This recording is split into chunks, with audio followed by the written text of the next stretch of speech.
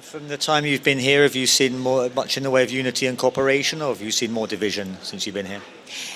Well, I must say it's all on this competitive thing, and unfortunately there's so much incredible energy here, but it seems to be dispersed in frustration of everybody chaotically trying to do their own thing and focused more on their differences than on their unity.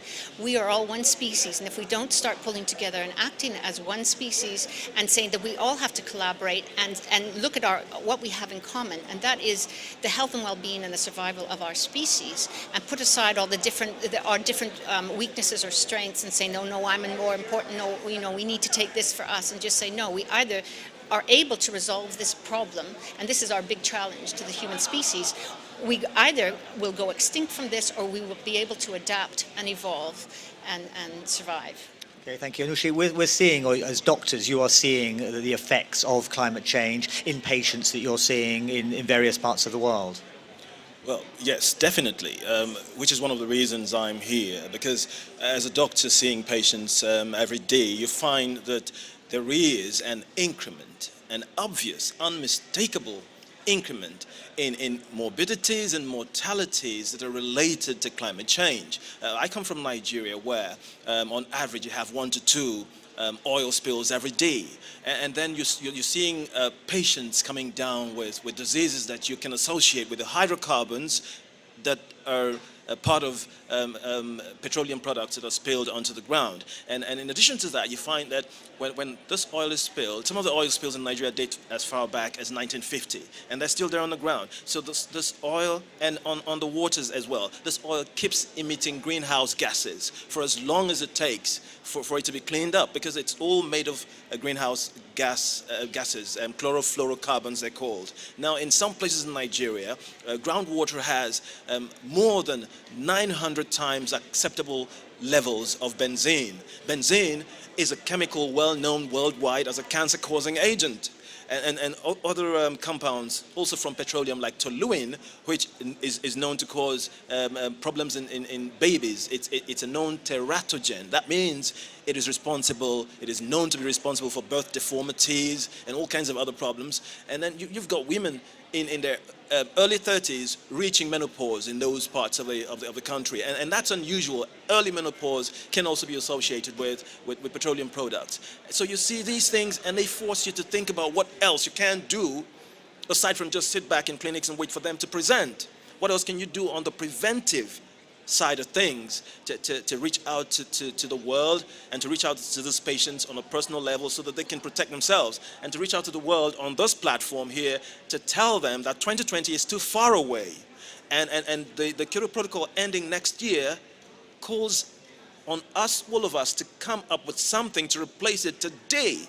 Durban is our last chance to save the world, and so all the dithering around, not being sure what to say and not being sure what to do and protecting personal turfs will not save us. And I must say that, people don't realize that the earth is a closed system.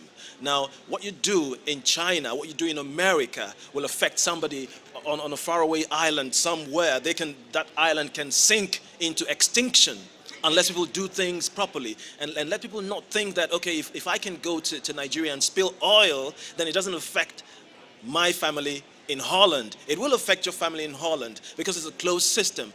The environment is getting more violent, the weather is getting more violent, because it's a closed system. And in fact, somebody just said this morning that on current emission levels, we're actually on a 6-degree temperature rise path, not on a 2-degree temperature rise path. Okay, so if we are on a 6-degree temperature rise path, it means we're going to be following the dinosaurs much faster than we think. You see, so that's why it's a passionate thing for me. It's an emotional thing for me, and I hope that we can rally around that common cause to save the Kyoto Protocol, or come up with something better than the Kyoto Protocol here in Durban, not tomorrow, not 2020.